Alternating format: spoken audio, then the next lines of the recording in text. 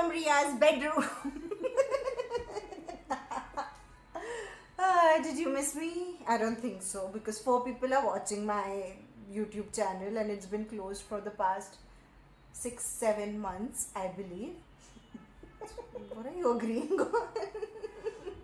I had a few questions, few doubts, and few thoughts. So I've made it everybody's problem to deal with it, and I've come to Ria's house, which is really blank. You can say it's a massive downgrade from my background.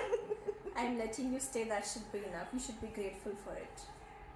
No, it's a massive it's a massive downgrade from there. The phone has also gotten downgraded because my iPhone got stolen. And it's a very high concept, high production quality with a night lamp and Ria's iPad. Everything that you see is mine. Yeah. No, the phone is mine and the concept is mine and the podcast is mine. You get your own channel. Okay, Ria. So introduce yourself. Oh, okay. This is thoda zor se. What do you want to tell? Who are you and why do you exist and why should people care about you? The stage is all yours.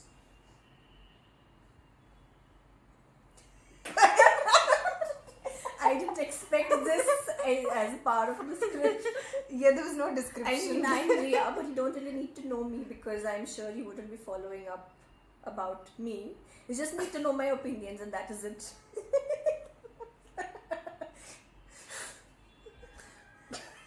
Do they need to know more about me? Yeah, who are you? Why are you here? Why am I I'm here? here because she's my friend. To introduce. No, how do we know? How do we know each other, Ria? So we know each other because Ashwini and I studied in college and we did our bachelor's together. So I've known her for about 3 years, and then of course many years later. And then she was one good friend I made during that time, and that is how I'm letting her stay in my house, and we are shooting this together. Ria has 2 friends. I am one. The other one is a cat. That is true. So I have adopted her as a friend, and I think I've hogged enough of you. So basically, I was all over the place. Nobody cares because everybody goes through shit and nobody cares. Okay. But I recently wrote an article on. Okay, how's your dating life going?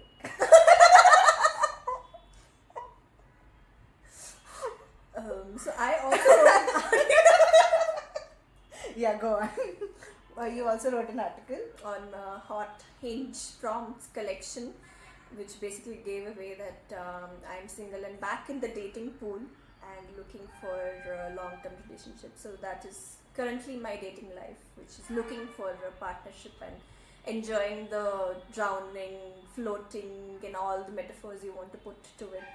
That one would in a dating pool. I'll put your article in the mix. It's very funny. I should get some benefit out of this. Yeah, but if you're trying to use this as your profile dating searching thing, Yeah, I don't think it's gonna work. I think I've gotten more views than your viewers here. Yeah, sure. I have 3. She has 4. Okay, one, and the one extra view is from the cat. The one extra view is from the cat. Anyway, my face is looking round. Okay, sorry. No, the reason I asked you this question is because I recently wrote an article on Yearning. I was watching like a few old school literary dramas, and I was revisiting a few Jane Austen books where I was just like, where the fuck is Yearning? I can't say fuck. I'll beep it. Where is Yearning? So basically we're gonna just pose very smartly, just written, just see very, very professional setup. I have a pencil also. This is a very professional setup on saying the space between wanting and having. So we'll be asking each other 5 questions, and I'm gonna give you the set of questions. So you start with the first question, I'll answer, and then I start with the same question and you answer it. Okay. So I should ask you the first question. But do you want to tell people what yearning and what yearning is? I think they know. You know your audience better. Achha. Just 3 people. Yeah. If you don't know what yearning is, Google. How convenient. Also, if you don't know what yearning is, what the fuck? Okay, so ChatGPT has written some details on yearning for us, and I'm just going to read that out. This is not something that I'm saying, Yeah. but I quite like this line, so you can edit it out if you feel that this is not No, something. no, no. that This is your gonna audience be will there. know. This is high quality chat GPT content. And both of us are writers, just for FYI. Yeah. Okay, so basically yearning has layers, and it says that sometimes it's for a person, sometimes it's for a feeling, and sometimes it's for a version of yourself that felt more alive and certain. And I felt that this was very interesting, so I thought even people who have not typed this on ChatGPT should know. 3 people. But coming to the first question, So basically, you're asking me the first question. yes. Okay, go on. So Ashwini, Mm-hmm. what does yearning mean to you right now? Is it about love or about the version of yourself you miss when you're not in love? Interesting.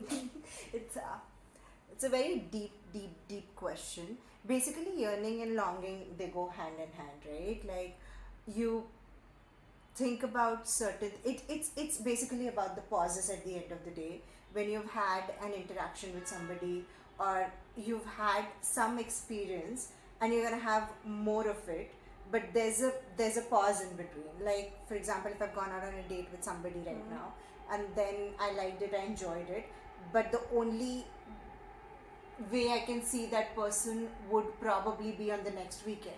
So the next 5-6 days that I'm thinking about it, rereading the texts, and the sort of the feeling of the butterfly in the stomach, it's that is yearning for me. And then at the end of the day, or something like you've experienced some really beautiful glorified relationship in your past, and that doesn't exist anymore. you just laugh. तो हंस नहीं सकती है. This is my longing. I mean, it's something that both of us, everyone, I hope, most of the people would be able to relate to. But yeah. Yes, but then at the end of the day, I feel it's missing. It's missing because we have a lot of options.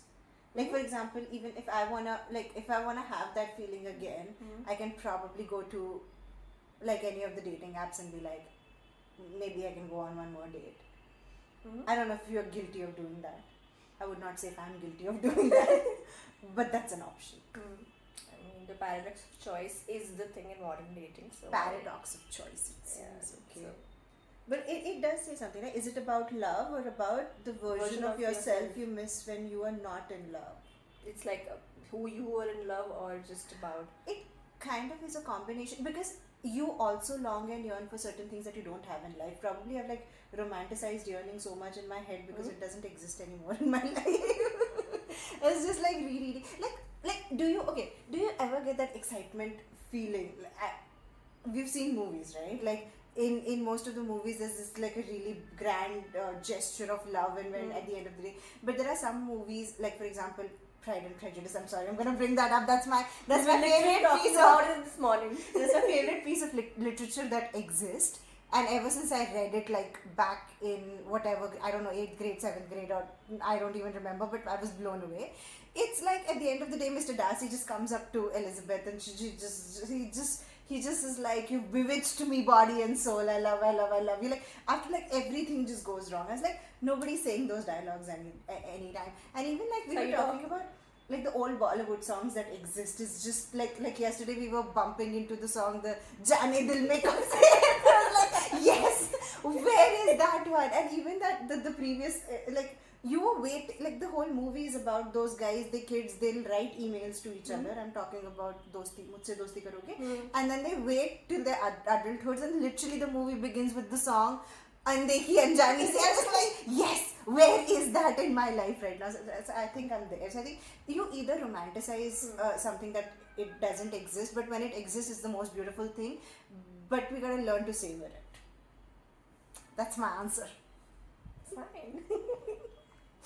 Which is I think it's a little bit more. Okay, so I'm gonna ask the second question in this very high fashion. Okay, I'm gonna ask you a really inappropriate question. How old are you? I'm 28. Okay. I have no. It's okay. I You have no. I have no shame in telling out my age. Unlike the saying that women are not supposed to tell their age. Preachy. It's not preachy. Okay, so we both are in our late 20s basically. We just wanted to establish that. Yeah. Okay. 27, 28. Okay, so here's a question. Do you think women in their late 20s date with more self awareness or more fear? So I think it has to be both, right? Women in late 20s, it comes from a place because also that whole what do you call it? Prefrontal Cortex. Development of prefrontal cortex that and is prefrontal developed, lobe. but I don't know the name Yeah, of it. it develops at 25. For some people, it like at 50s also it's not developed. For me, it's developed. That is what I know. Okay, if you say so. Delusion is the way to go forward. Okay, so you have seen a bit of life, and if you were in a position, you might have seen yourself in different kinds of relationship, not necessarily romantic, but at least platonic. You would have had fights with your friends, you would have made up with your friends, cousins, sister, whatever. So you would have seen like a range of emotions and relationships in general. So that I think is a good building block also to help you build more awareness about who you are as a person, and also how things work out with the people. So I think, but when it comes to dating in late 20s, there's definitely, at least I can speak for myself and people I know who are looking for things, saying, okay, this is what hurts me, or this is what is something that was not there earlier and I really value it, and actively seek that. And I think that's always a good thing, because then you're coming from a place of knowing what you want, and maybe certain things did not work out in the past, and that's how you actually built these blocks for yourself. But having said that, also there are definitely some fears that come across. Maybe something especially that wouldn't have worked well while you were growing up, something that holds you back, or you wish that you would never see in a relationship again. And there are also times where I have caught myself being too making the fear the central point of something, and gotten stuck there. But then I think it's also like a process, because of your self-awareness, to remind yourself to basically remind yourself whenever you're making a decision out of fear, and yeah, so I think there should always be a sense of curiosity, at least when going out with someone, just to see how they are. But then as and when you get to know the person more, I think these two will always try to like, balance themselves out. So I think that we come from a place of both, which is necessary. Nice. But I know that there's no follow-up questions, but we never stick to the format. Because I'm the rebel and the rule break. Okay, wow. No, because there's just one question popped up right now out of just curiosity. Because we also do come like, I don't know how to put it. Like, I don't want to bring a cultural aspect to it, but there's also a point in time where I think we do have a time limit on this getting married situation. So when you're even like not and by exploring I don't mean it in any other way, but just like exploring the pool in your late 20s, just being like, okay, let me just see where it goes. Do you have the fear of the time that I have, like a deadline by which I need to do certain things? I'm the goddess of the fear of deadline. Yeah. If I would be approaching things very in an unhealthy way, where there's so I also told many of the people in my therapist that I have this time bomb ticking, and which is also self-imposed, by the way. This is not imposed by anyone else. In fact, people around me are not as worried, but I am someone who is taking this flag of time and going around. Maybe it's cultural, and also it's certain because of certain other things that I would want in life, but that's, you can say cultural, but that is something I've seen at least in myself. But I've also seen that change in myself, trying to be okay with not meeting the timeline and actually enjoying the process. And I'm actually quite happy seeing other people who don't have this time bomb, like other female friends or other friends that I know, and who even begin with the question of, hey, do I even want to get married, kind of thing. And so yeah, it's a mix of everything, but I'm the goddess of pressure. Gotcha. Okay. moving on to our very important next question. Okay, so there are two aspects, right? One is emotional depth and one is emotional dependency. When you date or when you are in a relationship, so how would you differentiate between the two of them? Emotional depth and emotional dependency. Wow. Very emotional dependent person. At least you're financially dependent on me right now. Yeah, very emotionally, financially, mentally, no, not physically. Emotionally, mentally, financially. At this point in life, dependent on Ria for a couple of days because I'm living in her house and she's supposed to be a good host. No, but I don't. I see there's an overlap between the two things, because why wouldn't you be emotionally dependent on somebody that provides you emotional stability? Because that's one thing, but I think just to give that burden on one person is not fair, because I believe sometimes we again over romanticize, overthink that there's just one person who's going to come and solve all our problems. The one. Yeah, the one, they're going to come and solve all our problems. But no, I mean, mostly what I have experienced is like, if you want to get out of just that one relationship, there's like too much strains and constraints on just that one single person. So I believe somebody who provides you emotional stability is somebody who provides you comfort and dependency on a point of view is like, hey, this is a safe space. That is, I think that's emotional empathy comes in picture in that. But at the end of the day, if you're just saying that, oh, this is your problem, deal, like I am going through some shit right now, but this is your problem to deal with, just because I've chose you as a person, deal with it, that becomes a burden on another person to carry. So I think it's a two-way streak also. Like, if I am giving you, and it's regardless of relationships in your life, if it's friends, your family, or whatever, or even your romantic relationship, if I am giving you, hey, this is my emotional burden at this point in time, can you help me get through this? You're like, yes, but even I have certain emotional baggage, so you sort of like hold hands and then move forward with it, so it doesn't feel like it. Having said that, there are certain relationship where you don't realize, but somebody becomes completely dependent on you, and then you start babysitting them. So you so you don't want that as well. Yeah, I think Because it shouldn't emotionally drain you. Like, for example, I think between us, when we're discussing a lot of problems, we're circling back to a certain things, and on phone calls also we're like, oh, this is happening, that is happening, this is shit, that is this thing, and we're like a lot of cribbing and complaining.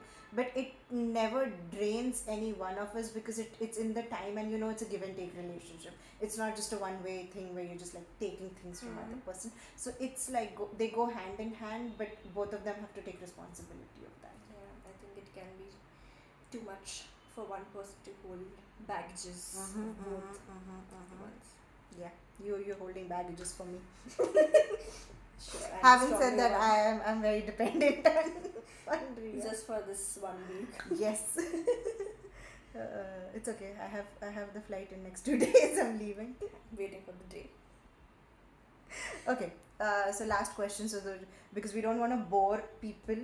Also, I don't know if I don't think it's a GAN thing. Like I don't think it's like not. No, it's not imparting knowledge. It's just these are the thoughts that I have, and then we need to put it, and I need to put it somewhere out, so that I don't know. It has to be other people. It has to be emotionally dependent. You have to just give your baggage. It's a baggage that keeps on giving. What? That doesn't even make sense. Yeah, so you say, it's a gift that keeps on giving. This is a baggage that keeps on giving. Because bring back yearning. I'm sorry. I need to see that. Okay. So let's see. The last question would be, why does the spark, the spark thing, the butterflies in your stomach, feel so important? And is it always the right indicator of compatibility? That's the question. Interesting. Okay, so yesterday we were watching this episode too much Too much. too much with Kajol and Twinkle, and we were of course also. Yeah. Do we want to tell that people? But then yes, it would pull something. Yeah. Okay, cool. I mean, we were So also. So we were drooling on Saif Ali Khan. At least I was, and because we find him sexy and also intellectual, which and he talks good emotionally stuff. quotient, and But I think we're going in some other tangent. But yeah, the point being that So the whole thing about the spark, and is it really an indicator of compatibility?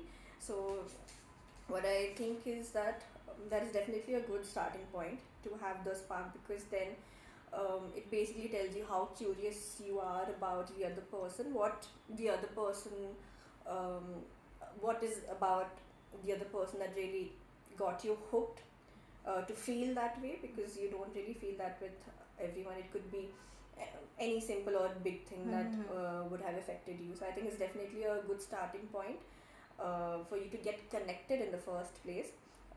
But also, it is not always the right indicator of the of compatibility, because it's often a test of time. Also, I feel a test of time and the test of constantly choosing each other, because it's not going to be the case where each of us will like each other all the time. I mean, we don't love our own families all the time. We don't love our friends all the time. So it's Yeah. definitely not going to be the case where we love our partners all the time. Mm-hmm. But then being able to see the person in a bad shape, or maybe during a time when you don't really like them, but still choosing them, comes a more, I think, is a more a stronger indicator of compatibility as a baseline, rather than the spark as a baseline. But definitely you need the spark, because that is the good parts of your relationship that will keep coming again and again, and you need to see at least a trailer of that in the starting, is what I feel. Interesting take. But in that case, I also feel like I mean, I don't know. Okay, if you don't call it spark, like if you want to just compare the parallels among all the relationships that exist in your life, especially the one that you choose, because you don't choose your family, you're stuck with them. Maybe in a good or a bad way, whatever, whatever, depending on your situation. But at the end of the day, when you go out and you choose friends, there's a factor of connectivity, right? Like something clicks.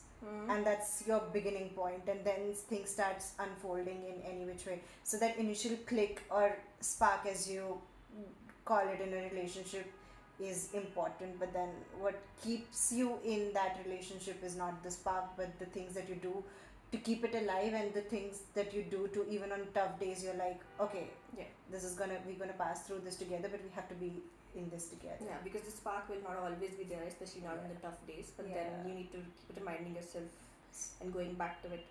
So we are all in this together. I hope it's not the spark that burns everything. I mean, I didn't burn your house yet, so I'm just saying. You burned my bedsheet. Little burn it was. Very little. Okay. So what are your closing thoughts as ChatGPT. Great, right? The greatest of all time. Some good thoughts from ChatGPT. Okay, so you do the closing. I'm gonna sit back and relax. In case you did not already follow that, we were talking all about yearning, and in most of the questions we said it's both. Whatever the choices were given. Yes, it's the combination of both. If that is the summary of that's what you learn in marketing, in literacy, in everything. If you want to be diplomatic, be like it's a combination of both. So don't listen to others. But one good thing that came across is also that yearning is maybe not something to fix. That it'll probably be always there in some shape, size, or form. That maybe for today it might be for a partner, tomorrow it might be for a child, and then it might be for some parent or a friend, whatever. Yeah. So what it is, it's basically a reminder of us feeling another emotion and being alive, and that is basically a seeking for connection as a emotion that will always remain. So I think we cannot escape yearning is what the takeaway is. Oh, so there's a takeaway. That's why are you so surprised by this takeaway? Those are the fancy terms. I don't make sense half of the time, so yeah, you make it. Okay, so if you're here till the end, thank you so much for watching the video. There's a drill. Ria, what's the drill? Like, share, subscribe. This is excitement. Okay, like, share, subscribe. Okay, she's yelling. Please like, share, subscribe, and comment whatever. And if it's comment they can comment whatever. And if you want to date Ria, call me. text me, DM me. She's very single, very lonely, very yearning. I think I should stop.